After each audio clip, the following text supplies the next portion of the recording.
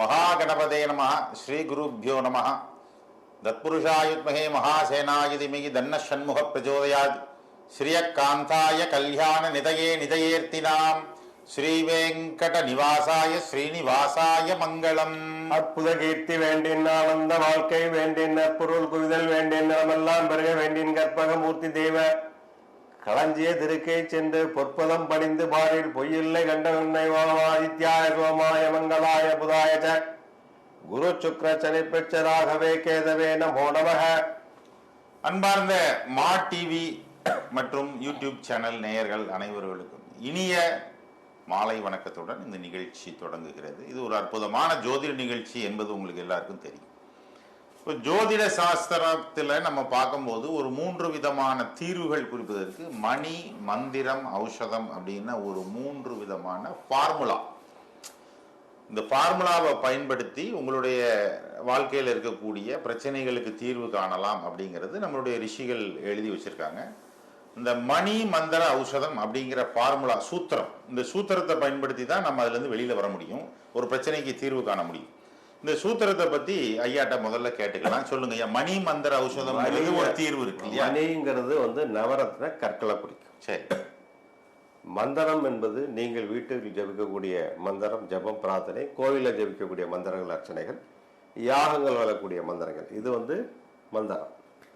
ஔஷதம் அப்படின்னா மூலிகை வேர், மூலிகை வேர் வேர் மூலிகை வேர். இப்போ மரங்கள், இந்த மரம் வச்சா அது, இந்த மரம் வச்சா நல்லது வீட்டுக்கு, இந்த மரம் வைக்கலாம், இந்த மரம் வைக்க கூடாது அப்படின்னு சொல்றாங்க இல்லையா? கோயில்ல இந்த அரச மரம் வைக்கலாம், வீட்டுல அரச மரம் வைக்க கூடாது. கோயில்ல ஆலமரம் வைக்கலாம், வீட்டுல ஆலமரம் வைக்க கூடாது. இதெல்லாம் என்னது? ஔஷதம். அந்த மரத்தினுடைய வேர் மருந்து, அந்த இலை மருந்து, காய் மருந்து, பூ மருந்து. இப்ப வேப்பம் மருந்து தானே, வேப்பமும் மருந்தாது இல்லையா? மருந்து. அப்ப மரத்தினுடைய எல்லா மரத்துக்கும் மகத்துவங்கள் நிறைய இருக்கு. இதுதான் மணி, மந்திரம், ஔஷதம். அப்ப இந்த மணி நவரத்தின எங்க கையில போடுறோம், கால போடுறோம், மூக்குல போடுறோம், வீட்டுல வைக்கிறோம். வீட்டுல எங்க கிரகப்பிரவேசம் பண்றதுக்கு முந்தி, நிலக்கால் நட்டுறதுக்கு முந்தி நிலப்படி கீழே வைக்கிறோம் இல்லையா? நவரத்தினங்கள். அது என்னது? மணி. மணி. மந்திரம் ஜெயிக்கக்கூடியது, பிரார்த்தனைகள், ஔஷதம் வேர். இதுதான் மணி, மந்திரம், ஔஷதம். அதுவும் மனிதனுக்கு இந்த 3ல ஏதாவது ஒண்ணு கண்டிப்பா பலன் கொடுக்கும்.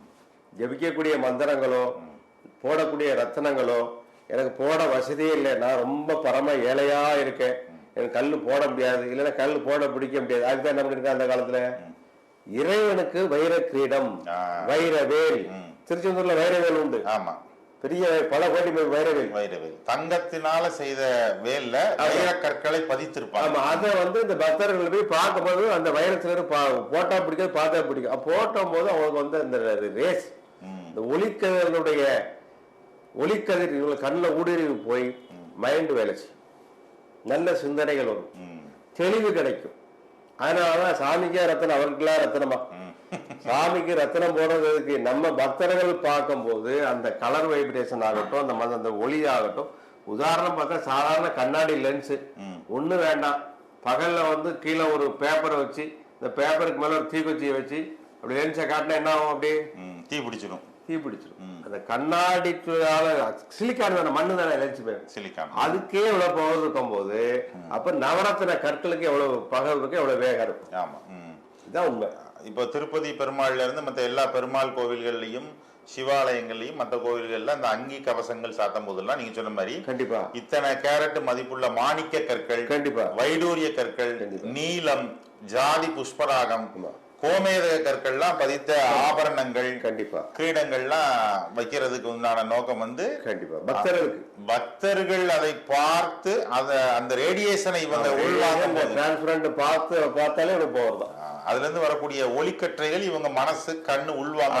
அதுக்காக என்ன செய்வாங்க, கர்ப்ப கிரகத்துல விளக்கு, எலக்ட்ரிக்கல் லைட் போடுறது, சின்னதா லைட் எரியும். ஆமா, சிறுசா லைட் இருந்து கர்ப்ப கிரகத்துல பெரிய பெரிய வெளிச்சம் தரக்கூடிய தீபம் தான் எரியும். அந்த நவரத்தின கல்லை பத்தி சொல்லும் போதுயா, நம்ம கன்னியாகுமரி பகவதி அம்மனுடைய மூக்குத்தி கதைய சொல்லுவாங்க இல்லையா? இப்ப உள்ள தலைமுறையினருக்கு பெருசா தெரிய வாய்ப்பு இல்லை, அத கொஞ்சம் லேசா சொல்லுங்க. கண்டிப்பா. கன்னியாகுமரியில அதாவது எல்லா கோயிலையும், அம்பாள் பல கோயில்ல கடற்கரையில கிழக்க பார்க்கதான் இருக்கும். ஆமா, இந்த கன்னியாகுமரி பகவதி அம்மன், குமரி அம்மன் பகவதி பார்க்க கோயில் நடைங்கிறது கிழக்கு பார்க்க இன்னொரு கதவு இருக்கு, நடை இருக்கு, சன்னிதானம். அது இன்னைக்கு வர மூடியே இருக்கு. ஆனா வடக்க உள்ள கதவு தான் திறந்திருக்கு. இது என்ன காரணம் அப்படின்னு கேட்டேன்னா, அந்த கன்னியாகுமரி பகவதி அம்பாளுக்கு ஒரு மூக்குத்தி உண்டு இப்பவும் இருக்கு. அந்த மூக்குத்தி என்னது? வைர மூக்குத்தி. அந்த வைர மூக்குத்தியை பார்த்து என்ன கடற்கரை வணிகத்துக்கு கப்பல்கள் வரும் இல்லையா, அந்த கப்பல்கள் அப்படி வரும்போது அந்த மூக்குத்தியானது கலங்கரை விளக்கம் நினைச்சு பல கப்பல்கள் முட்டி கவுந்து போச்சு. அவ்வளவு சக்தி வாய்ந்த ஒளி வாய்ந்த ஒரு மூக்குத்தினுடைய வேகம் கிட்டத்தட்ட ஒரு 10 கிலோமீட்டருக்கு முந்தைய கடல் வழியில. ஆமா, அப்போ மின் விளக்குகள் கிடையாது இல்லையா. அப்படி பார்க்கும்போது அந்த வைரத்தின் அந்த சிக்னல் என்ன செஞ்சாங்க மாலுமி, இது நம்மளுடைய லேண்டாக்கூடிய இடம் நினைச்சு கொண்டு வந்து பல கப்பல் அப்படி கவுந்துடுச்சு. ஏன்னா அங்க பாறைகள் இருக்கு, துறைமுகம் கிடையாது. துறைமுகம் கிடையாது, துறைமுகம் நினைச்சு வந்துட்டாங்க. அதுக்கப்புறம் தான் சில குறிப்பிட்ட கால பேர் நெஞ்சாங்க அம்பால மூக்குத்தியை கழட்டி வைக்க முடியாது இல்லையா. ஆமா, அதனால நெஞ்சா அந்த நடைய அடைச்சிட்டாங்க. இப்போ பார்த்தீங்கன்னா நீ கன்னியாகுமரி போனால் கிழக்கு வாசல் அடைச்சிருக்கும், வடக்கு வாசல் வழிதான் போடும், வடக்கு வாசல் தான் வெளியே வரணும். அவ்வளவு ஒரு அரிதான சக்தி வாய்ந்த ஒரு வைர கல் பதித்த மூக்குத்தி பகவதி அம்மனுடைய மூக்குல இன்றும் ஜொலித்துக் கொண்டிருக்கிறது. விசேஷ நாட்கள்ல அம்பாள் போடுவாங்க, நீங்க போய் பார்க்கலாம் என்னைக்கு போடுவாங்கன்னு கேட்டுக்கோ. அதே மாதிரியே நம்ம மற்ற பக்கத்துல இருக்கக்கூடிய திருவனந்தபுரம் அனந்தபத்மநாப சாமி கோயில் அந்த 8ஆவது நம்பர் அறை 7வது நம்பர் அறையிலையும் அந்த மன்னர்களால் கொடுக்கப்பட்ட கண்டிப்பா பெருசா இருக்கக்கூடிய வைரூரியங்கள் இருக்கு, இன்னும் இருக்கு. திருநெல்வேலி இந்து சமய அறநிலையத்துறையிலே நிறைய கோயில்ல இருக்கு, பாதுகாப்பா வச்சிருக்காங்க. அது தெய்வத்துக்கு சாத்தினாதானே மக்கள் போய் அதை தரிசனம் பண்ணி அந்த பலனை அனுபவிக்க முடியுங்கிறதுனால மன்னர்கள் கொடுத்திருக்காங்க. பாதுகாப்பு காரணம்னு பார்க்கணும் இல்லையா. சரி, எத்தனையோ கோயில பாக்குறோம், பாதுகாப்பை மீறி எவ்வளவோ சம்பவங்கள் நடந்துட்டு தானே இருக்கு. அரசாங்கத்துக்கு பாதுகாப்பு கொடுக்கறது கடமை தானே. எந்த அரசு வந்தாலும் இன்னைக்கு அறநிலையத்துறை கோயிலை காப்பாற்ற முடியலையே. எந்த அரசு வந்தாலும் சாமிக்கு நகை போட முடியல, சாமிக்கு நகை போட நம்மளும் போட்டு வெளியே போக முடியல. ஆமா இல்லையா. இது ஒரு துரதிருஷ்டவசமான ஒரு கலிகாலம். கண்டிப்பா.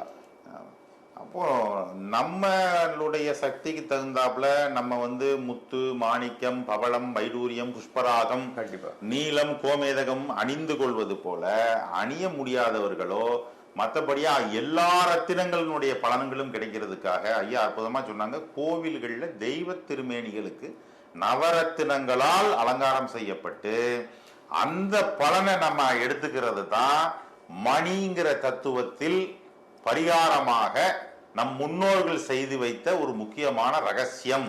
கோவிலுக்கு ஏன் போகணும்? எல்லா இடமும் தான் சாமி இருக்கு, வீட்டுல நான் இருந்தபடியே சாமி கும்பிடுவேன், அதெல்லாம் தெரியாதா எனக்கு, என் மனசுக்குள்ளேயே சாமி வச்சிருக்கேன்னு விதண்டாவாதம் பேசக்கூடிய நபர்களுக்கு இது ஒரு பதிலாக இருக்கும். ஏன்னா அங்க போனா தான் உங்க மனசுக்குள்ள சாமி இருக்கும், சாமி கூப்பிட்டாலாம் வரும். ஆனால் இந்த மணிகளினுடைய இயற்கையான ரேடியேஷன், அந்த மணி மட்டும் இல்ல, கோயில்ல அடிக்கக்கூடிய மணி ஓசைக்கு ஒரு சக்தி, ஓம்காரம். அந்த மணி சத்தம் பார்த்தீங்கன்னா நல்லா ஒண்ணு கவனித்து ஓம் தான் கேட்கும். ஓம் மணி எல்லா இடத்துக்கும், எல்லா மதத்துக்கும் மணி உண்டு. இந்து மத கோயில சர்ச்சிலையும் மணி இருக்கா இல்லையா? இருக்கு. அது ஆலய மணி. ஆமா, அது இது அது தேவாலய மணி, இது ஆலயமணி. ஆலயமணி ஆலயம், அது தேவாலயம். அப்போ அந்த சவுண்ட் ரிசீவ் பண்றதும் நம்ம உடம்புக்குள்ள மணின்னு சொன்னா ஒரு கதையில சம்பவம் ஞாபகத்துக்கு வருது. அதாவது வீரபாண்டிய கட்டபொம்மன் சுதந்திர போராட்ட வீரர். சரி, சுதந்திர போராட்ட வீரர், பாஞ்சாலங்குறிச்சியினுடைய மன்னர் இல்லையா. அவர் திருச்செந்தூர் முருகனுக்கு ரொம்ப திருச்செந்தூர் பக்தன், முருக பக்தன், திருச்செந்தூருடைய முருகன் பக்தன். திருச்செந்தூருக்கு பூஜை, அங்க சாமிக்கு உச்சிகால பூஜை நடக்காம இவர் சாப்பிட மாட்டார்.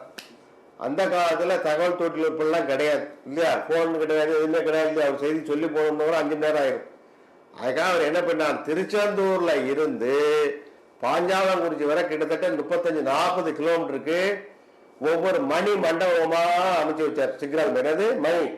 திருச்செந்தூர்ல மணி அடிச்சாங்கன்னா திருச்செந்தூர் 5 கிலோமீட்டர் தள்ளி ஒரு மணி அடிக்கும். அதுல இருந்து 5 கிலோமீட்டர், இப்படி 5 கிலோமீட்டருக்கு ஒருக்க அதை மைல் கிலோமாக அந்த காலத்துல பரலாங்கு அதனுடைய ஓசை அடிச்சா எவ்வளவு தூரம் கேட்குமோ அங்க இன்னொரு மணி மண்டபம், அந்த ஓசை அடிச்சா இன்னொரு எவ்வளவு தூரம் தள்ளி கேட்குமோ அங்க ஒரு மணி மண்டபம். இப்படி திருச்செந்தூர்ல இருந்து பாஞ்சாலங்குறிச்சி வரைக்கும். அதுக்கப்புறம் தான் அவர் சாப்பிடுவார். அப்ப திருச்செந்தூர்ல சாமிக்கு மணி அடிச்ச உடனே கண்டிப்பா சத்தம் கேட்ட உடனே அதுல இருந்து கிட்டத்தட்ட ஒரு நிமிஷம் இடைவெளியில ஒரு 10-15 நிமிஷத்துக்குள்ள பாஞ்சாலங்குறிச்சியில இருக்கக்கூடிய மணிமண்டபத்துல மணி அடிச்சிடும். ஆமா, அது 10 நிமிஷத்துல போயிடும். அப்ப சாமி சாப்பிட்டாரு, இனிமே நம்ம சாப்பிடலாம்னு சொல்லிட்டு இவர் சாப்பிட்டு. கண்டிப்பா அப்படி இருந்தா அவர் அவரு அப்படியே மன்னனே கோயிலுக்கு வரலையே, எப்பா இது உங்க சங்காத்துமே எனக்கு வேண்டாம், எனக்கு உள்ள அங்க வந்தாலே எனக்கு கஷ்டத்தை நீங்க கொடுத்துருன்னு சொல்லி வீரவாண்டி கட்டவங்க மன்ன எப்ப உங்க சங்காத்துமே என்னப்பா நான் முருகன் வந்து மனதார மனசுல இதே கோயில் கட்டி வழிபாடுற சொல்லி மணி அடிச்சு தரிசனம் பண்ணிட்டேன். இப்பவும் நீங்க வந்து திருச்செந்தூர்ல உள்ள சாமி கும்பிட்டுட்டு வெளியில வந்த உடனே ஒரு நடராஜர் சன்னதி, சனீஸ்வர பகவான் சன்னதி, காலபைரவர் சன்னதி இருக்கும். அதுக்கு பக்கத்துல ஒரு கிரில் கேட் போட்டு பழங்கால உலோக சிலைகள் எல்லாம் அது உள்ள வச்சிருப்பாங்க. அது பாக்குறதுக்கு எப்படி இருக்கும்னா ரொம்ப பளிச்சுன்னு பூஜை புனஸ்காரம் எல்லாம் பண்ணி பார்த்தா கண்ணுல ஒத்திக்கிற மாதிரி கோவில்ல இருக்கும்னு மட்டும் நம்பிடாதீங்க.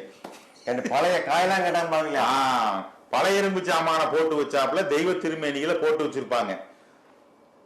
அது கதை நீங்களே யோசிச்சுக்கோங்க ஏன் அப்படி போட்டு வச்சிருக்காங்கன்னு. அதுக்குள்ள நீங்க நின்று இன்னைக்கும் பார்க்கலாம்.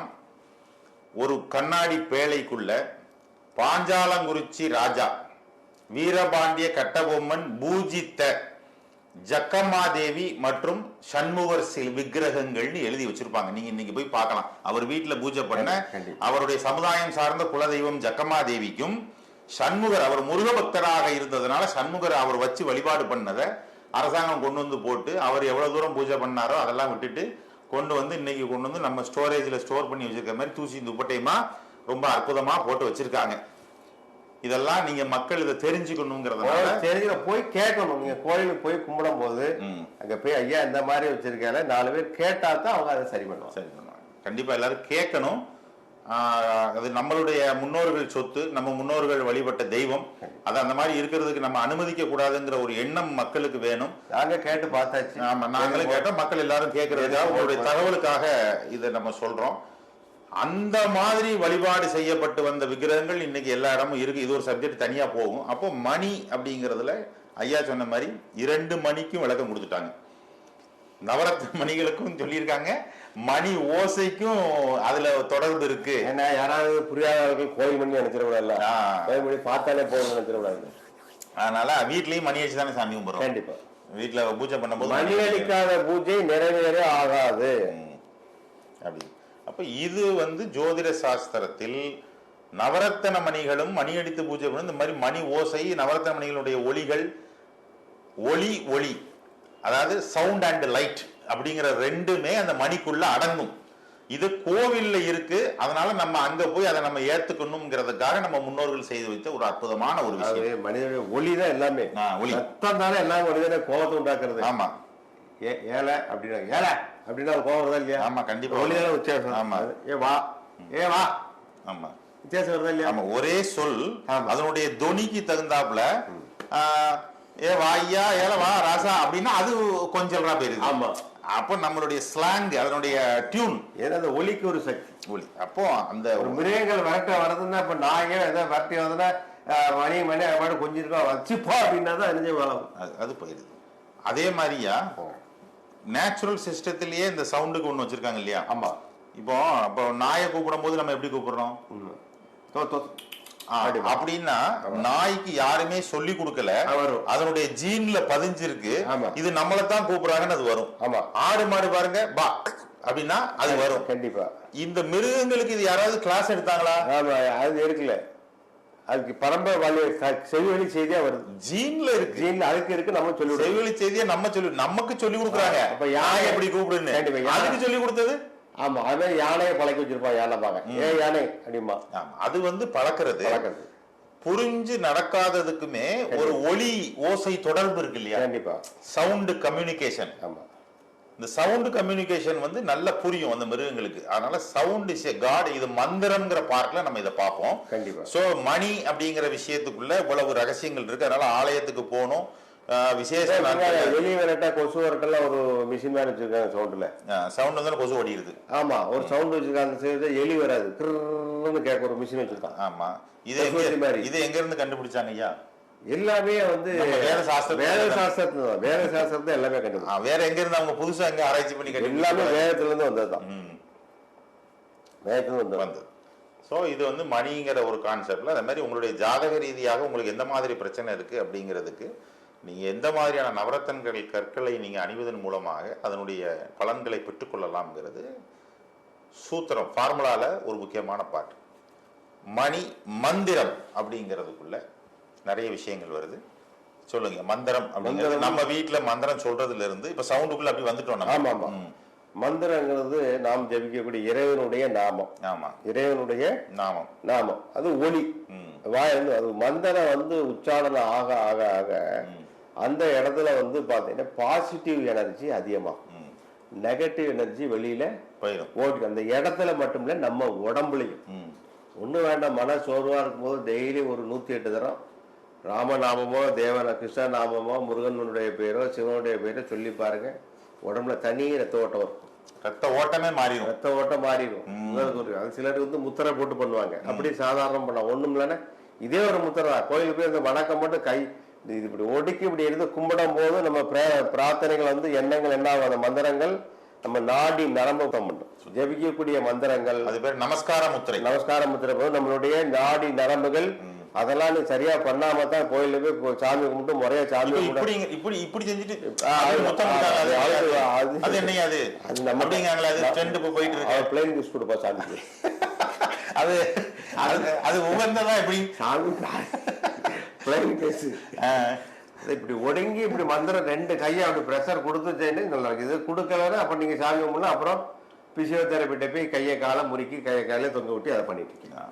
நமஸ்கார முத்திரை, நமஸ்காரம் வணக்கம் அப்படின்னு சொல்றது இந்த 5 விரல்ல இருக்கக்கூடிய மொத்த பாதத்துல இருந்து காலில் இருக்கக்கூடிய நரம்புகள் ஒண்ணு சேர்த்து மந்திரங்களை சொல்வது. அது மாதிரி கொடிமரத்துக்கு நேர கும்பிட்டு எழுந்து வைக்கும் போது இந்த ஸ்பைனல் கார்டு செர்விக்கல் நல்ல வேலை செய்யும். செர்விக்கல் சொல்லுவாங்களே, செர்விக்கல் பாயிண்ட். ஆமா, அந்த நமஸ்காரம் நல்லா கும்பிட்டு இப்படி வளர்ந்து இப்படி எந்திக்கும் போது என்ன ஆகும்னா இந்த செர்விக்கல் பாயிண்ட் அதுக்கப்புறம் உங்களுக்கு அந்த பெரிய நோய்களை தடுக்கும். ஆமா, அது டெய்லி செஞ்சுக்கிட்டே இருக்கும்போது பிராக்டிஸ் ஆயிடுது இல்ல, செஞ்சிடும். ஆமா, அதனால சூரிய நமஸ்காரம் கழுத்தை தூக்கி அப்படி வச்சு சூரியனை பார்ப்பாங்க இல்லையா. அப்புறம் பிரகாரம் சுத்துறது, செருப்பு இல்லாம அங்கதான் சுத்துவான். ஆமா, இல்லைன்னா இப்ப வீட்டுக்குள்ள எல்லா ரூம்லயும் செருப்பு இல்லாம நிறைய நடக்கணும், நல்லா தெரியல. எப்பவுமே செருப்பு போட்டு நடக்கூடாது. ஏன்னு கேட்டா பூமியிலதான் என்ன இருக்கு, எல்லா காந்த சக்தி எங்க இருக்கு, பூமியில ஈர்ப்பு சக்தி இருக்கு. இப்போ உதாரணமா வீட்டுக்கு கரண்ட்டுக்கு எர்த்து வயர் கொடுக்குறாங்க இல்லையா. நிச்சயமா இப்போ பூமி இருக்கு, வெறுமனா தொட்டா கரண்ட் ஓடுற இடத்துல சாக்கு அடிச்சிடும் நமக்கு. அதே ஒரு பழைய போட்டா சாக்கு அடிக்கல.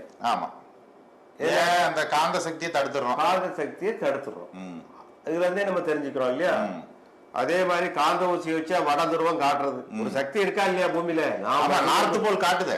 நம்ம வசிக்கக்கூடிய பூமியில ஒரு சக்தி இருக்கு. எப்படி இருக்கு, ஒரு காந்த ஊசியை வச்சா என்னது வடக்கு தெக்கா திரும்பிடுது, வடக்கு காமிச்சிருது. அப்ப எல்லா சக்தி இருக்கு பூமியில. இந்த சக்தியோட சேர்ந்துதான் நம்ம வாழ்க்கை. ரொம்ப விவரமான சாமியா கண்ணுல காட்டுங்க. இப்ப வடக்கு காந்த ஊசி எப்படி சாமி எப்படி மிஷின் வச்சா திருப்புறோம் இல்லையா. காந்த சக்தி வடபுலம் தென்புலம் அது எப்படி ஈர்த்து காட்டுது. இதான் சக்தி. சக்தி இருக்குன்னா சாமியை கண்ணுல காட்டு, நீ கூப்பிட்டா சாமி வருவாருன்னு கேட்கான சக்தி இருக்குன்னு விஞ்ஞானம் கண்டுபிடிக்கிறதுக்கு முந்தைய நம்ம ஆட்கள் வட சக்தி அதான் ஈசான பாகம்னு ஏக்கி வச்சான். ஈசான பாகத்துல ஈர்ப்பு சக்தி இருக்கு, வடக்க தலை வச்சு படுக்காதுன்னு சொல்லியிருக்கான். இன்னைக்கும் வடக்க தலை வச்சு படுக்கான்னு சொல்லியிருக்கு. இன்னைக்கும் நெல்லை மாவட்டத்துல வடக்குவாச்செல்வி அம்மன் கோவில்னு ஒண்ணு நிறைய ஊர்கள் கண்டிப்பா இருக்கு. கண்டிப்பா வடக்க பார்த்து அந்த அம்மன் ஊர் எல்லையில இருக்கும். கண்டிப்பா அந்த ஏன் அந்த திசையை காட்டி ஒண்ணு சொல்லியிருக்காங்க. அங்க என்ன போல் ஈர்ப்பு விசை, நார்த் போலினுடைய அந்த ஊருடைய டோட்டல் ஈர்ப்பு சக்தி அந்த அந்த அம்பாள் சக்தி. டோட்டலான வேவ்லென்த் வான்வளத்துல எல்லா சக்தியும் எங்க வந்துடும். நம்ம வீட்டுக்குள்ள இருப்போம், வீட்டுக்குள்ள எல்லா சக்தியும் வர. காம்பவுண்ட் விட சின்ன சின்ன முடுக்கு, சின்ன சின்ன வீடு, வீட்டுக்குள்ள ஒரு சக்தி வராது. அப்ப கோயில கொடிமரங்கள்ல வச்சு கலசங்களை வச்சு டோட்டலா அந்த அந்த கோயிலுக்குள்ள அந்த வடக்கு வாசல் எங்கன்னா ஊர்களுடைய அக்னிமூலையில தான் இருக்கும். ஊருடைய அக்னிமூலையில வடக்க பார்க்க வடக்கு பார்க்க இருக்கு, இருக்கிறது அங்க இருக்கும். சரி, இருக்கிறது அக்னிமூலையில இருக்கும். அந்த ஈர்ப்பு சக்தி ஃபுல்லா அங்க வந்துடும். அப்ப நமக்கு அந்த ஊர் எந்த காயல் கும்பிடையிலே ஊர் கிராம தேவதையை கண்டிப்பா கும்பிடணும்னு சொல்லியிருக்கு. கண்டிப்பா கிராம தேவதைய கும்பிடணும். அதெல்லாம் அந்த காலத்துல வீட்டுல ஒரு குழந்தை பிறந்தாச்சுன்னா ஒண்ணு அந்த கிராம கோயிலுக்கு போய் அம்மாவுக்கு பொங்கல் வச்சு அதெல்லாம் பண்ண வைப்பாங்க. எல்லாமே விட்டு போச்சு. ஈத்து காணிக்கைன்னு சொல்லுவாங்க. எப்ப ஈத்து காணிக்கை, ஈத்து காணிக்கை, ஈத்துன்னா குழந்தை பிறக்கிறதுன்னு அர்த்தம். ஈத்து காணிக்கைன்னு கிராமப்புறத்துல கொண்டு போய் ஒரு அந்த அம்பாளை பார்த்து கொடுத்துட்டு வரக்கூடிய ஒரு வழக்கம் இருந்தது. இன்னும் சில கிராமங்களுக்கு அழிஞ்சு போச்சு. எல்லாம் மறந்து போச்சு. எல்லா ஆட்களும் மறந்துட்டாங்க. அப்புறம் குழந்தைய தூண்டு ஆஸ்பத்திரிக்கு அம்மா குழந்தை அழைய குடும்பத்தோட அலைஞ்சிட்டு. அதுதான் நிறைய போகுது. கண்டிப்பா ஈத்து காணிக்கை ஊரம்மனுக்கு கொடுத்த நபர்கள் வளர்ந்த விதம் ஆஸ்பத்திரிக்கு போகல. ஆமா, அதை என்னைக்கு மறந்து போய் நிறுத்தினாங்களோ இப்ப வரிசையா தடுப்பூசி அது இதுன்னு அதே மாதிரி குழந்தைகளுக்கு வந்து பாலாரிஷ்டம்னு சொல்லுவாங்க. ஒரு வயசு வரை அந்த குழந்தைக்கு ஒவ்வொரு மாசமும் ஒரு படுத்துறதா இருக்கும், ஒவ்வொரு தேவதைகள் பயமுறுத்துதா அப்படின்னு சொல்லியிருக்கு.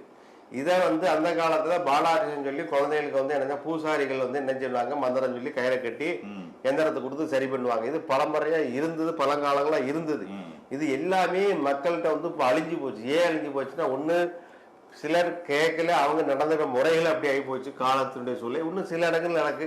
இன்னும் டவுன்ல திருநெல்வேலியில புட்டாரத்தம்மன் கோயில்ல வந்து நிறைய கோயிலுக்கு அந்த சைல்டு ஸ்பெஷலிஸ்ட் அங்கெங்கெல்லாம் பார்த்து கடைசியில பக்கம் கேட்கல, அங்க போய் கயிறை கட்டினாத்தான் சரியாகும்.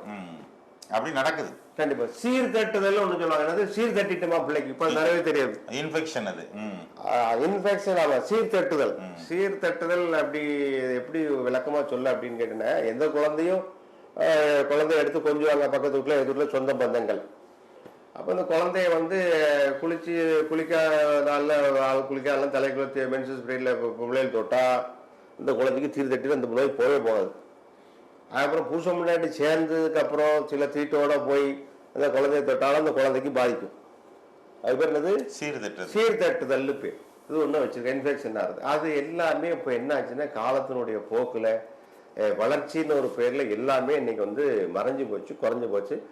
அனுபவமா அனுபவிச்சவங்க நாளைக்கு பலர் சொல்லும் போது அதை ஒன்று ஃபாலோ பண்ணிட்டு இருக்காங்க, அதை கடைபிடிக்கிறாங்க. அது நல்லா இருக்கு. இன்ஃபெக்ஷன் சொல்லிட்டு இப்போ சயின்டிபிக்கா ப்ரூவ் பண்றது மாதிரி சில தேவகணங்கள் வந்து இந்த பிள்ளைகள் வரும், மிரட்டும். அது நீங்க எப்படி நீங்க பார்க்கலாம்னா, இப்போ ஐயா சொன்ன ஒரு முக்கியமான விஷயம், நெல்லையப்பரனுடைய பரிவார தெய்வமா பிட்டாபுரத்தி அம்மன் அப்படின்னு நமக்கு திருநெல்வேலி மாவட்டத்துல புட்டாரத்தி அம்மன்கிற பேர் கொண்டு நம்ம வழிபாடு பண்ணுறோம். காலங்காலமா எல்லா பிள்ளைகளையும் பாதுகாக்கக்கூடிய தாயாக நெல்லை மாவட்டத்துக்கு இருக்கக்கூடிய ஒரு முக்கியமான தெய்வம் பிள்ளை வளர்க்கறதுல சொல்ல ஆள். இது போக எசக்கியம்மன் கையில ஒரு குழந்தையோட இருக்கும். அப்ப என்ன சொல்ல வருது, குழந்தையை பாதுகாக்கக்கூடியது எசக்கியம்மனுடைய ஒரு தன்மையாக இருக்கு. சில நேரத்தில் அந்த தெய்வம் கோபமாக இருந்தால் அதை சாப்பிடக்கூடிய தன்மையிலையும் இருக்கும்னு ரெண்டு விதமா இருக்கு. அதெல்லாம் ஒரு பெரிய ரகசிய கதை, அதை நம்ம இன்னொரு நாளைக்கு பார்ப்போம். சில தேவகணங்கள், யக்ஷர்கள், கிண்ணறர்கள், தும்புரூர்கள், யட்சினிகள், ராட்சசர்கள், அப்புறம் இதே மாதிரி இரத்த காட்டேரிகள் போன்ற சில தேவகணங்கள் கண்ணுக்கு தெரியாது. எப்படி நார்த்து போல் காந்த ஊசி இழுக்கிறது சக்தியாக செயல்படுதோ, சில சூட்சும சக்திகள் குழந்தைய பாதிக்கும். இது வந்து இன்ஃபெக்ஷன்லையும் காட்டாது. நீங்க என்ன லேப் டெஸ்ட் போனாலும் எல்லாமே நார்மல்னு வரும். ஆனா பிள்ளை பால் குடிக்காது. பதறி அழும். பதறி அழும். 10 பேர் அடிச்ச மாதிரி இப்படி அழும். அந்த பிறந்த பிள்ளையை அது மிரட்டும். அது நம்ம கண்ணுக்கு தெரியாது, ஒரு காந்த புலம் அது. அதெல்லாம் எங்க கட்டுப்படும்னா, அந்த காலத்திலேயே சயின்ஸுக்கெல்லாம் முன்னாடி சூப்பர் சயின்ஸாவே நம்ம முன்னோர்கள் அதுக்கு ஒரு தெய்வத்தை நிலைநாட்டி இதை கண்ட்ரோல் பண்ணக்கூடிய சக்தியை வச்சிருக்காங்கன்னா, விஞ்ஞானத்தில் உச்சத்தில் இருந்த விஞ்ஞானம்ங்கிறது நம்மளுடைய இந்து மத சாஸ்திரம், சனாதன தர்மம் அப்படிங்கிறத புரிஞ்சுக்கணும். அந்த மந்திரம்ங்கிற பாட்டுக்குள்ளதான் நம்ம இதை பேசிக்கிட்டு இருக்கோம். சொல்லுங்க. மணி மந்திரம் சொல்லும்போது அந்த மந்திரம் அந்த காலத்துல வேப்பிலை வச்சு இல்ல ஒரு கம்ப வச்சு திருநாள் போட்டு அப்படியே அந்த உச்சாடன ஒரே மந்திரத்தை ஒரு ஏற்றி சவுண்டு வந்துட்டே இருக்கு. இந்த சவுண்டா இவருடைய பாசிட்டிவ் ரேஸ் வந்து அந்த குழந்தைக்கும் குழந்தையுடைய தாய்க்கும் போகும்போது அந்த குழந்தைக்கு நோய் நிவர்த்தியாகிறது. இன்னைக்கு வரை அது நடந்தது. அந்த துஷ்ட தேவதைகள் ஓடுதாமா. எப்படி சில விலங்குகளை சிப்பா அப்படின்னு ஓடுறதா, துஷ்ட தேவதைகள் சில இருக்கும் போது வெரைட்டினா அது போய் இதான் உண்மை. சில சூட்சும சக்திகள் அந்த குழந்தையை தாக்கக்கூடியதாக இருக்கக்கூடியதுக்கு நோய்க்கும் பாரு பேய்க்கும் பாருன்னு எதுக்கு நம்ம முன்னோர்கள் சொல்லியிருக்காங்கன்னா, இந்த ரெண்டு விஷயத்தை மையப்படுத்தி சொல்லியிருக்காங்க. இப்படி நிறைய சொல்லலாம். நீ பார்த்தேன்னா விஞ்ஞானம் முன்னேற்றம் அடைந்த நாடு என்னன்னு கேட்டேன், நீங்க அமெரிக்கா எல்லாருக்கும் தெரியும் இல்லையா? ஆமா. இவ்வளவு விஞ்ஞான முன்னேற்றமான நாடுல அங்கதான் மனநோயாளிகள் அதிகம். ஆமா. மனநோயாளிகள் மனநோய் மருத்துவர் அதிகமா இருக்கக்கூடிய நாடு இன்னைக்கு பார்த்தேன்னா என்னது? அமெரிக்கா. உண்மை. இன்னைக்கு உள்ள நிலவரம் கூகுள் பண்ணி பார்த்தா தெரியும்.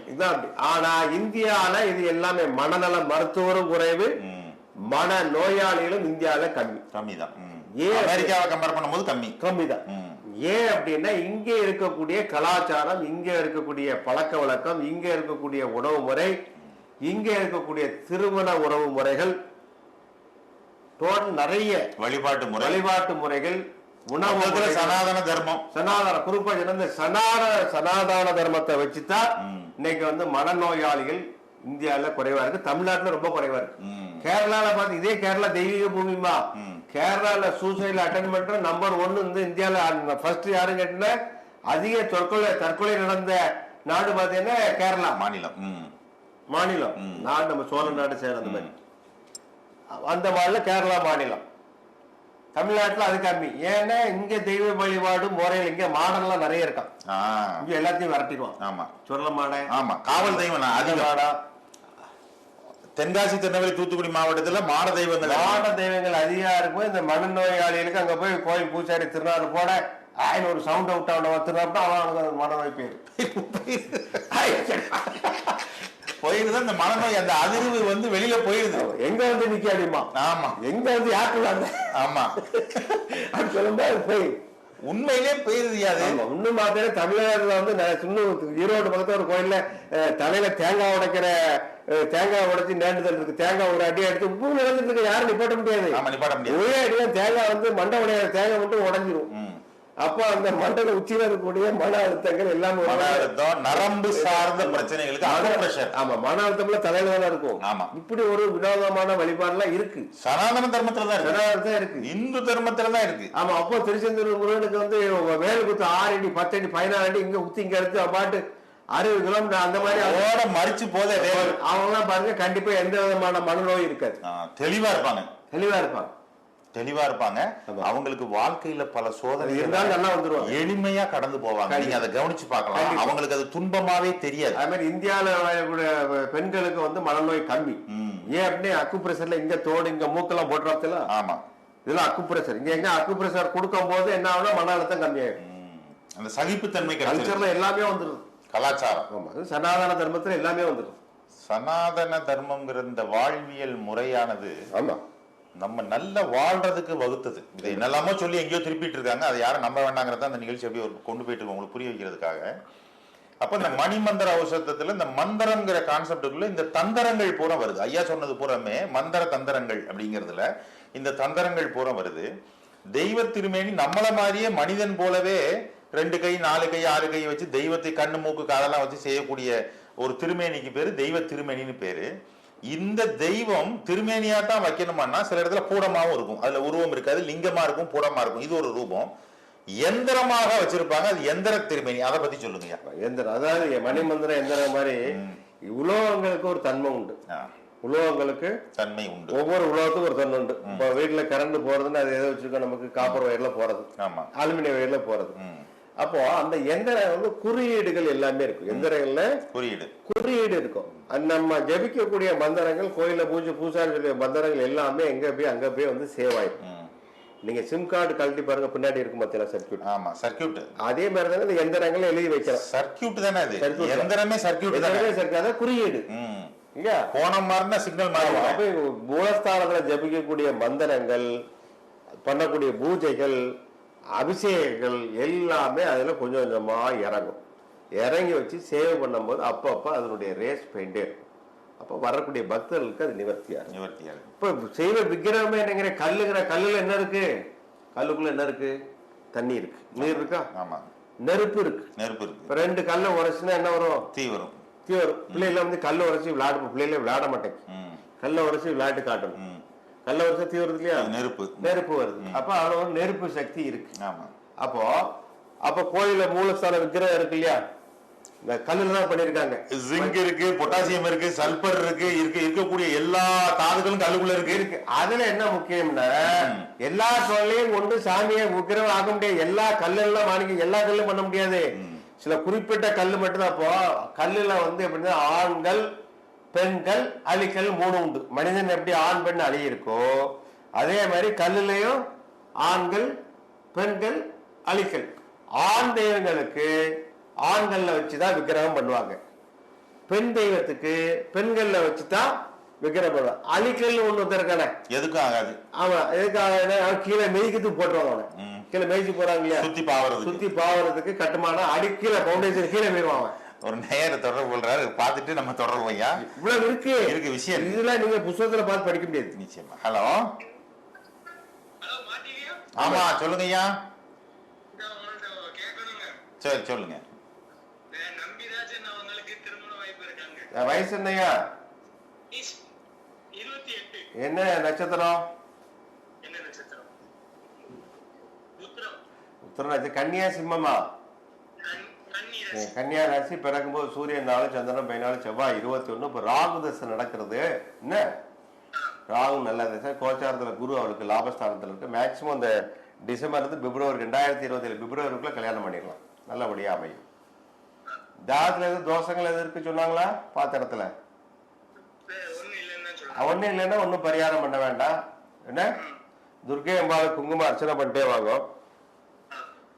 வெள்ளிக்கிழமை தூரம்.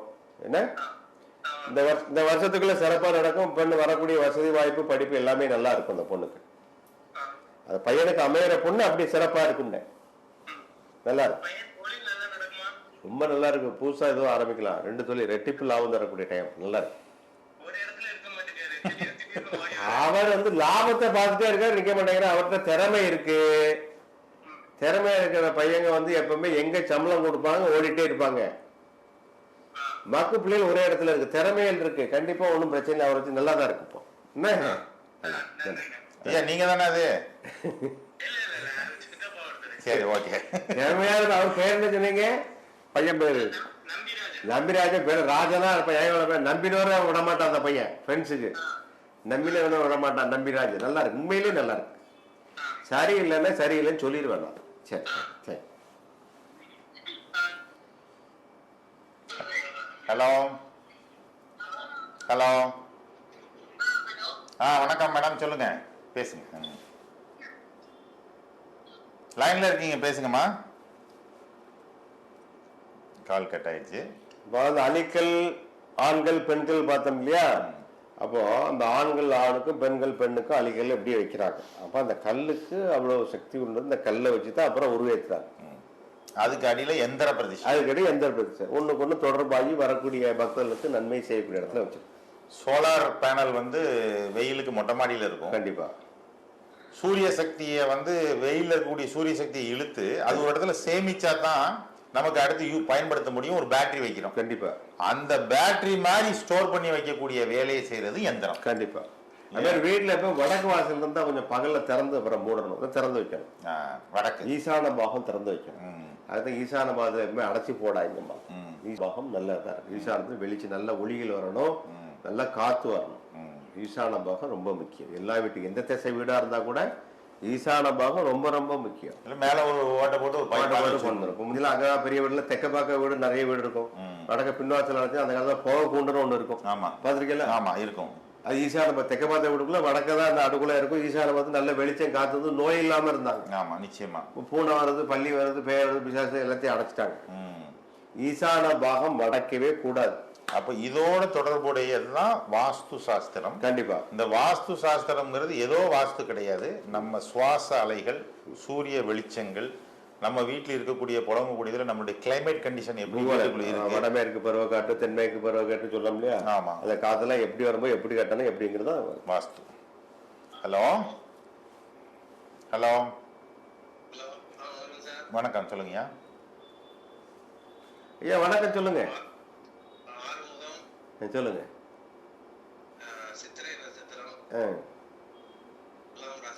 வயசு என்ன உங்களுக்கு?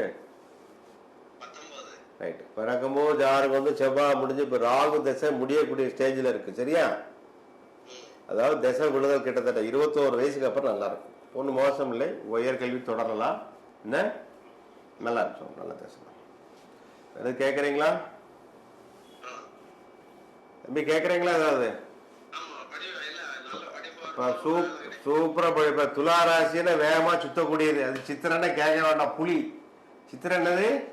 புலி. புலிப்பாய்ச்சல் தான்.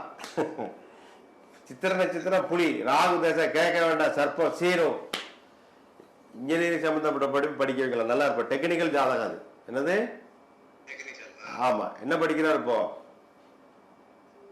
ஹலோ, என்ன படிச்சுட்டு இருக்காருன்னு?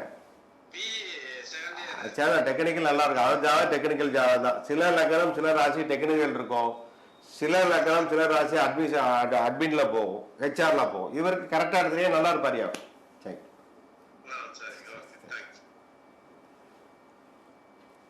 அதான் ஜாதகத்துல இப்படி இருக்கு. ஒன்று பிரம்மா ஜாதகம், பிரம்மான கிரியேட்டிவ்னு சொல்லுவாங்க இல்லையா? ஆமா. அதே மாதிரி இதில் தான் உற்பத்தி பண்ணக்கூடியது, உருவாக்கக்கூடியது. இப்போ சினிமாவும் எடுக்கிறாங்களே அவங்கள கிரியேட்டிவிட்டி. ஒரு ட்ராமா ஒரு எடிட்டிங் பண்ணாலும் நிச்சயமா கிரியேட்டிவ் மைண்டு. ஹலோ ஹலோ மாஜியே சார். ஆமா சொல்லுங்க சார். வணக்கம் சார். ஹலோ சார் லைன்ல இருக்கீங்க, சொல்லுங்க. பேர் நட்சத்திரம் சொல்லுங்க சார். பேர் வந்து மரிய சொல்லுவோம். அவிட்ட நட்சத்திரம். மகரமா கும்பமா? மகரம் சார். வயசு மகர ராசி சார். இல்ல வயசு எத்தனாச்சு? வயசு என்னாச்சு? பேர் வந்து மரிய சொல்லுவோம் சார். அவிட்ட நட்சத்திரம்.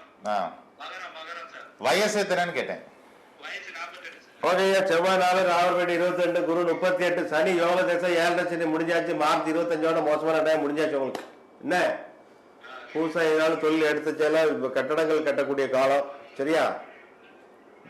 வாகனங்கள் மாத்தினா மாத்திக்கலாம். ரொம்ப நல்லா இருக்கேன் உங்களுக்கு. பெரிய பரிகாரம் ஒன்றும் வேண்டாம். என்ன சிறிய இடைவேளைக்கு பிறகு இந்த நிகழ்ச்சி தொடரும். இதே மாதிரி நம்மளுடைய சனாதன இந்து தர்ம வழிபாடு ஜோதிட சாஸ்திரத்துல இந்த 3 வகையான வழிபாடு முறைகளை கொடுத்துருக்காங்க. எப்பவுமே நிறைய பேர் நமக்கு ஒரு தவறான கண்ணோட்டத்தில் என்ன பார்க்குறாங்கன்னா, ஜோசியர்கிட்ட போய் ஜாதகம் பார்த்தோன்னா அவர் எல்லாமே நல்லா இருக்குன்னு சொல்லிடணும்னு எதிர்பார்க்குறாங்க. எல்லாமே நல்லா இருக்குன்னு சொல்லிடணும்னு எதிர்பார்த்து வர்றதுனால ஒன்றும் நடக்க போறதில்லை. ஜாதகத்தில் கிரகநிலைப்படி சில ஏற்ற இறக்கங்கள் எல்லாமே இருக்கும். அதுக்கு என்ன பரிகார பிராயச்சித்தம் செய்யறதுக்கு தான் நம்ம வழிபாடு ஜோதிட முறையே சாஸ்திரமே இருக்கு. சம்பவம் இருக்கு சொல்றேன், முடிச்சுட்டு சொல்றேன். ஹலோ நடந்த சம்பவம். ஹலோ ஹலோ கேக்குது, சொல்லுங்கம்மா.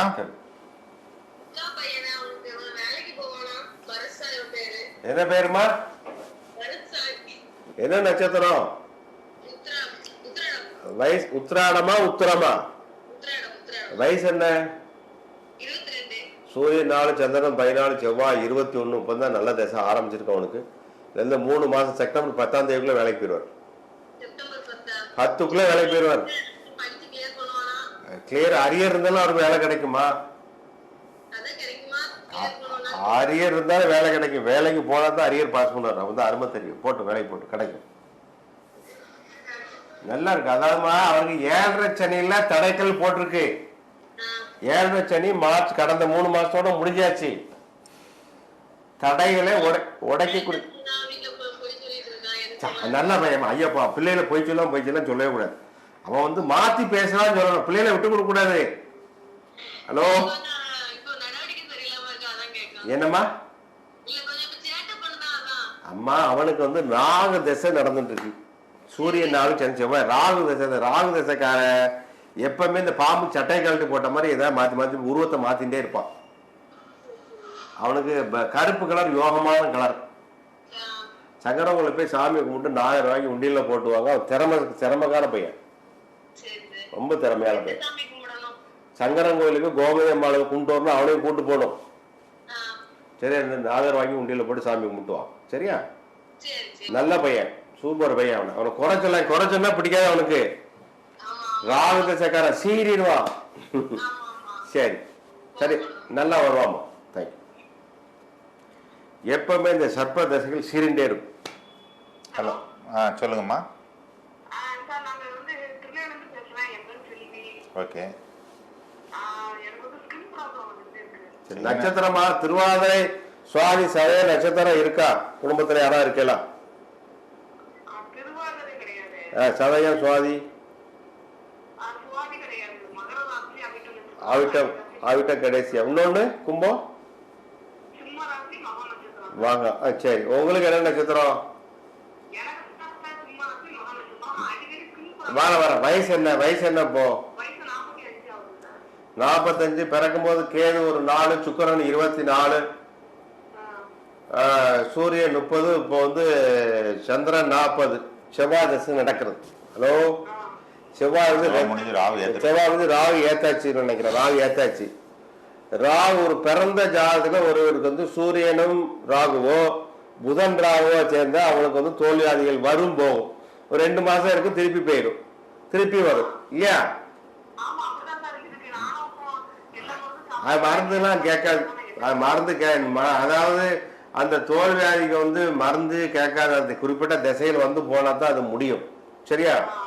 நாகருக்கு பிள்ளையார் கோயில் அரசு ஓப்பன் பிளேஸ், அதாவது வெட்டவெளியில இருக்கும் இல்லையா பிள்ளையார் கோயில், இந்த பிள்ளையார் கோயில நாகர் வச்சிருப்பாங்க இல்லையா, அந்த நாகருக்கு உங்க கையாடி மஞ்சப்பொடி எண்ணெயை தேய்ச்சும், கையாடி நல்லெண்ணெயை தேய்ச்சி அவருக்கு மஞ்சள் பொடி விட்டு அபிஷேகம் பண்ணி பூ போட்டு 2 கதலிப்பழம் வச்சு அந்த நோய்களை வந்து குறையும் கட்டுப்படுத்தும்.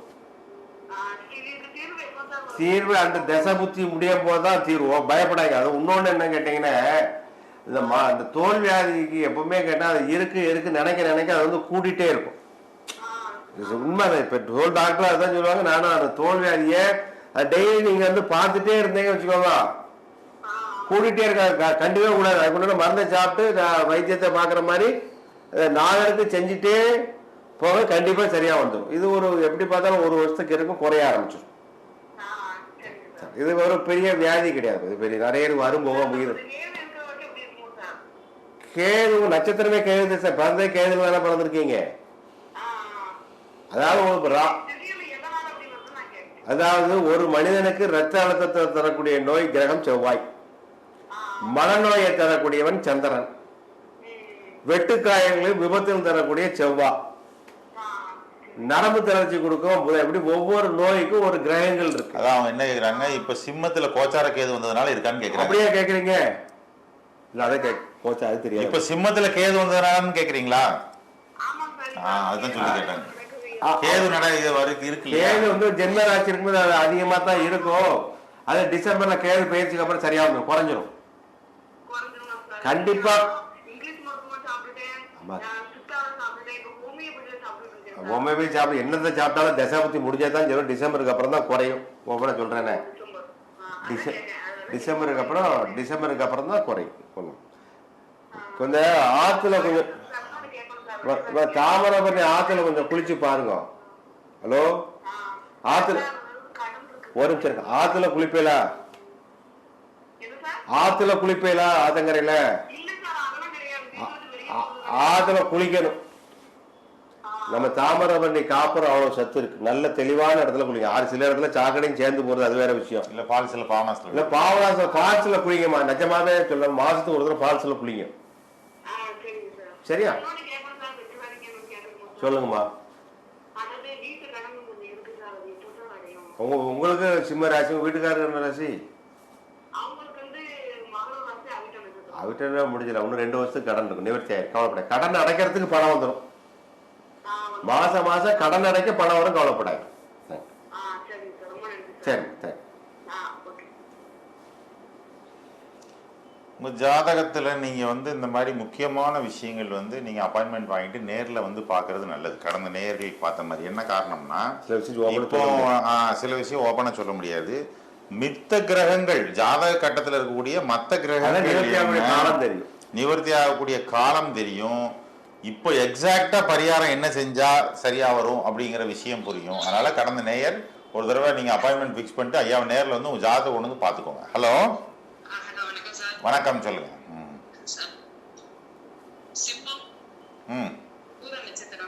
வயசு என்னாச்சு?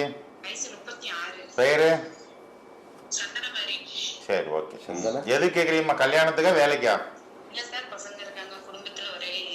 பிரச்சனையா இருக்கும். வீட்டுக்கார நட்சத்திரம்? சரி. இவங்களுக்கு உங்களுக்கு வந்து பூரம், சிம்மம், பூசம், கடகம். நட்சத்திர பொருத்தம்லாம் நல்லா தான் இருக்கு, ஒன்றும் பிரச்சனை இல்லை. பூரம் பிறக்கும் சுக்கரம் 10 சந்திரன் 26 செவ்வாய். ராகு தசை நடந்திருக்கு. இந்த அம்மாக்கு ராகு தசை நடக்கிறது. ராகு சர்ப்ப கிரகம் கலத்திர ஸ்தானத்துல உட்காந்துருக்கு. ஜனவரி 10 வரை அப்படித்தான் இருக்கும். என்ன ஜனவரி இல்ல, உங்களுக்கு உங்க ஜாதகத்துல இருக்கக்கூடிய 7ஆம் இடத்து ராகு அவரும் வேலையை காலி பண்ணிட்டு அவர் வந்து இந்த ஆடி 18க்கு அப்புறம் நல்ல வேலைக்கு போயிடுவார். எது சம்பந்தமான வேலைகள்?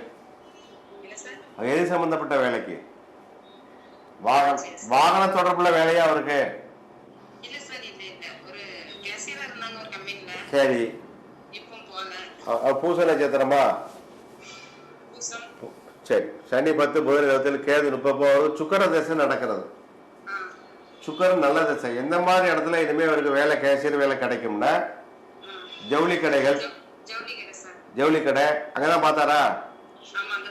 திருப்பி அதே மாதிரி ஜவுளி கடையில தான் கிடைக்கும். அதே மாதிரி ஜவுளி கடையில கிடைக்கும். சுக்கரன் வாகனம், வஸ்திரம், பூசணம் இருக்கான். வஸ்திர சம்பந்தப்பட்டதுல கண்டிப்பா வேலை கிடைக்கும். தேங்க்யூ. 6 எழுத்து பெயர், ஆமா 6 எழுத்து பெயர் உள்ள கடையில வேலை கிடைக்கும். 3 எழுத்து பெயர்ல வேலை கிடைக்காதவருக்கு. ஆமா 3 எழுத்து பெயர்ல கிடைக்காது. சுக்கரன் 6. சரி.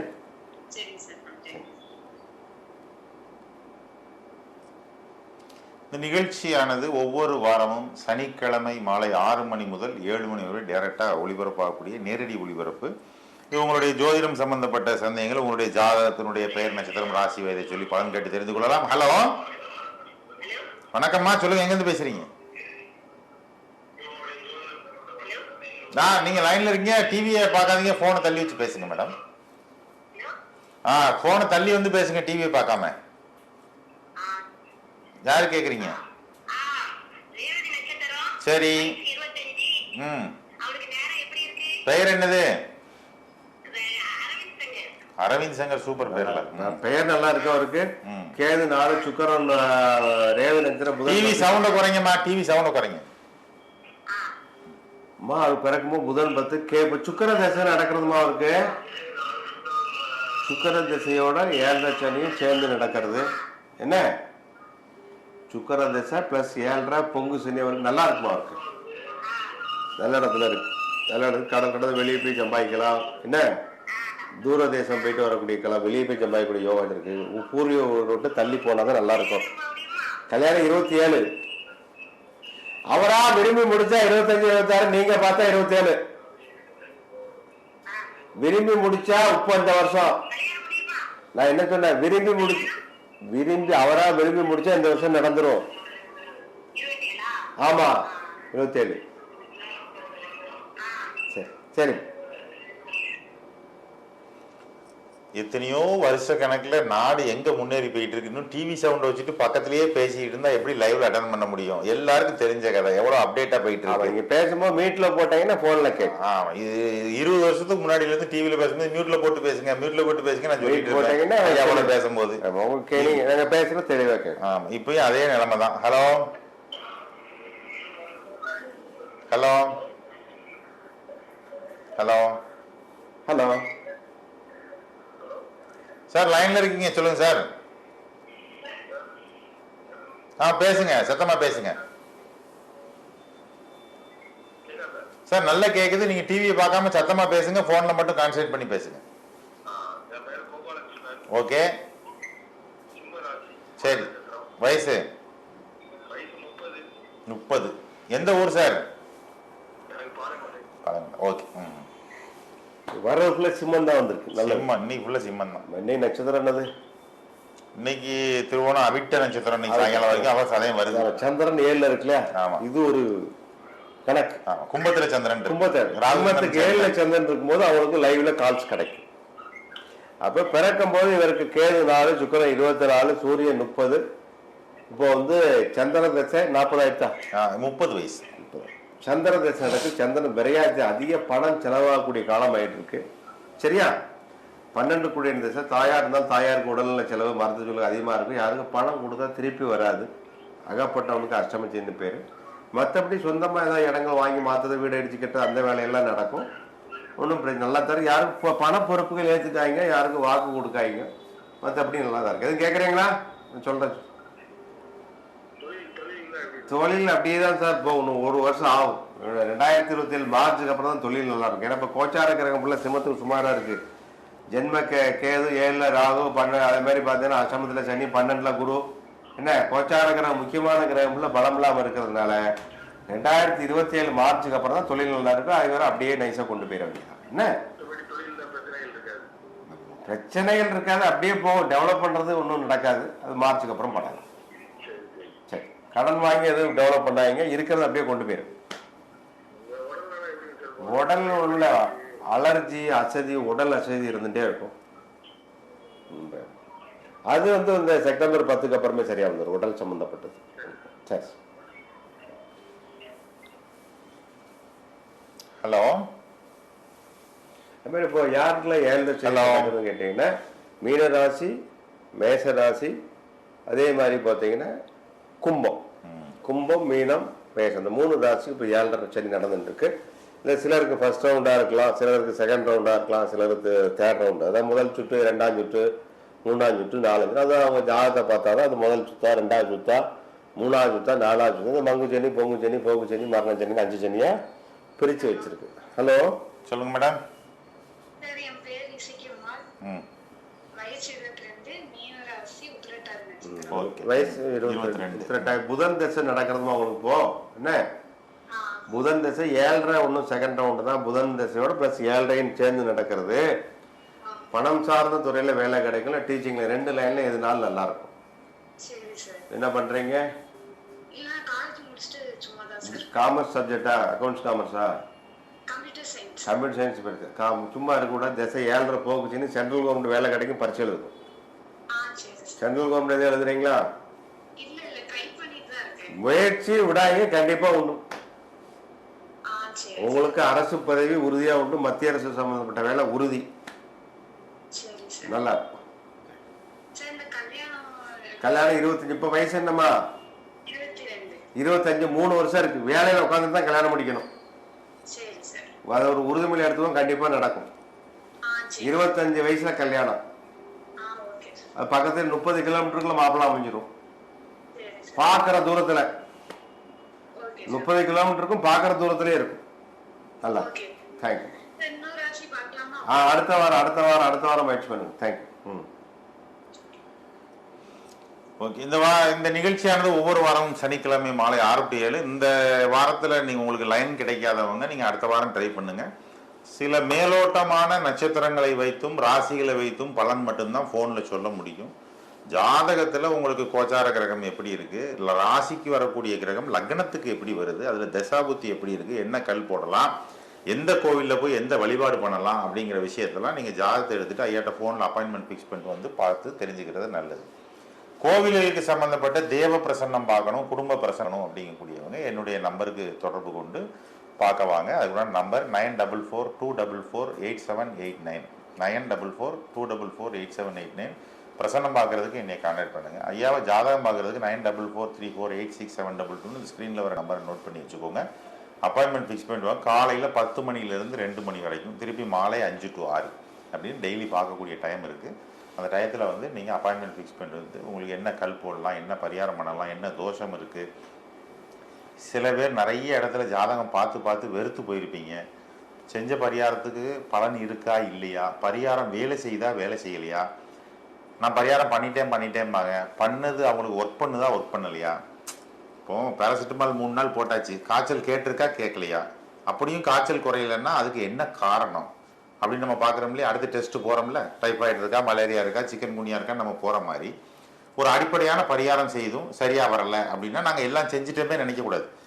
இன்னும் தோஷத்தினுடைய வீரியம் என்ன இருக்குது, அதை நடத்துறதுக்கு இன்னும் எந்த அளவுக்கு நம்ம பரிகார பிராயச்சித்தத்தை, வழிபாடை, ஸ்டோன்ஸை, பூஜைகளை, யாகங்களை, ஹோமங்களை கூட்டி செய்யணும் அப்படிங்கிறதெல்லாம் நீங்கள் வந்து கேட்டு தெரிஞ்சுக்கிட்டு அதை நோக்கி நகரணும். அப்போ தான் அந்த தடையை உடைச்சிட்டு வாழ்க்கையில் வெளியில் வர முடியும்.